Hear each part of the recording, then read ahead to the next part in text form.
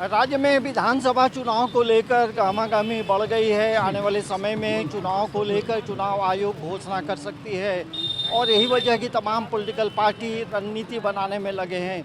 और बीजेपी दफ्तर में जाहिर सी बात है कि जो तमाम जो नेता हैं छोटे बड़े यहाँ गहमागहमी ज़्यादा दिखाई दे रही है। हमारे साथ अमित जी हैं, अब बीजेपी में हैं।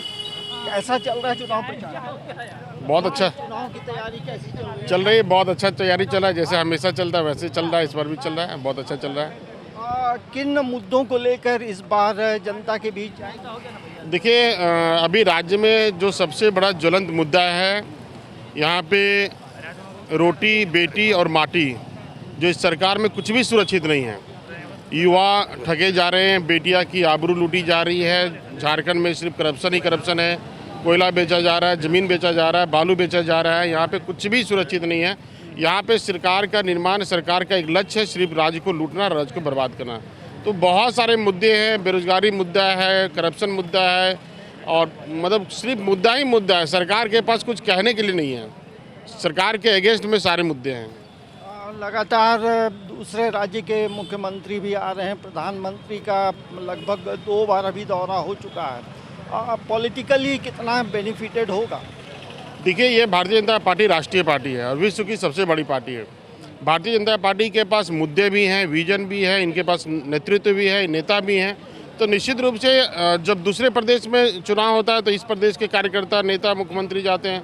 जब आज यहाँ पे चुनाव हो रहे तो दूसरे प्रदेश के यहाँ पे आते हैं। और निश्चित रूप से एक दूसरे का सहयोग के लिए हमेशा सभी नेता कार्यकर्ता लगे हुए रहते हैं। तो उसी का एक नेतृत्व ने तय किया है कि सभी को कैंपेनिंग करना चुनाव के निमित्त। ये जो मतलब फील्ड में जा रहे हैं तो किस तरह से रणनीति बनी? देखिए, फील्ड में हम लोग को जो भारतीय जनता पार्टी की खूबियां हैं वो बताना है, नाकामियां जो सरकार की हेमंत सोरेन की वो हम लोग को बताना है, और जनता के बीच हम लोग को रहना है। अभी एनसीपी के जो विधायक हैं कमलेश सिंह, वो भी आ गए हैं। अब पहले झारखंड मुक्ति मोर्चा से आप लोगों ने चंपई सोरेन को लिया, सीता सोरेन को लिया, कांग्रेस से गीता कोड़ा को लिया। क्या वजह है कि दूसरे दलों से ले रहे हैं? देखिए, जो झारखंड की दर्द को समझ रहे हैं, जो झारखंड के मूलवासी हैं, झारखंड के दर्द को समझते हैं, वो आज के दिन में झारखंड में अगर हेमंत सोरेन की सरकार बनी है तो जल जंगल ज़मीन बचाने के लक्ष्य के नाम से बची है। आज दूसरे देश के लोग यहाँ पे झारखंड में कब्जा कर रहे हैं। दूसरे देश के लोग आकर के झारखंड की भौगोलिक स्थिति को बिगाड़ने में लगे हैं। तो जो झारखंड के आंदोलन में शिबू सोरेन जी के साथ रहे या झारखंड के आंदोलन में रहे, तो उनको तो आत्मीय दर्द है। उनको तो आज लग रहा है कि ये झारखंड बना और झारखंड मुक्ति मोर्चा की सरकार भी बना, इसके बाद भी जब हम झारखंड को नहीं बचा पा रहे तो इससे बड़ा और क्या जी? ये सवाल लगातार सब लोग बोल रहे हैं कि बांग्लादेशी घुसपैठ है। अब बीजेपी भी तो सत्ता में रही है, ये रातों रात तो कोई घुस नहीं गया, असम के रास्ते से घुसा। देखिए, मेरा कहना है कि आसाम के रास्ते से घुसे, झारखंड के रास्ते से घुसे, तो क्या आधार कार्ड भारतीय जनता पार्टी के सरकार में बन रहा है उसका? क्या भारतीय जनता पार्टी के राज्य में उसका आवासीय जाति बन रहा है? सरकार और सिस्टम तो उसका यहाँ पे है। अगर घुस किया है, चिन्हित करके उसको निकाल भी हम सकते हैं, लेकिन चिन्हित करने के बजाय आप उनको यहाँ पे परमानेंट डिग्री दे रहे हैं, उनको सर्टिफिकेट बांट रहे हैं, तो ये गलत बात है। मतलब ये आप लोगों को लगता है कि पूरी तरह से डेमोग्राफी बदली है? बिल्कुल। आप खुद पत्रकार हैं, आप न्यूज़ चैनल चलाते हैं, आप जाके संथाल में जाके देखिए, बहुत तेज़ी से डेमोग्राफी चेंज हो रहा है। ऐसा होगा आने वाले दिन में और भी बहुत भयावह स्थिति राज्य के लिए हो जाएगा। 1 से 2 दिनों में उम्मीदवारों के नाम की घोषणा भी होने वाली है, जिस तरह से बताया जा रहा है।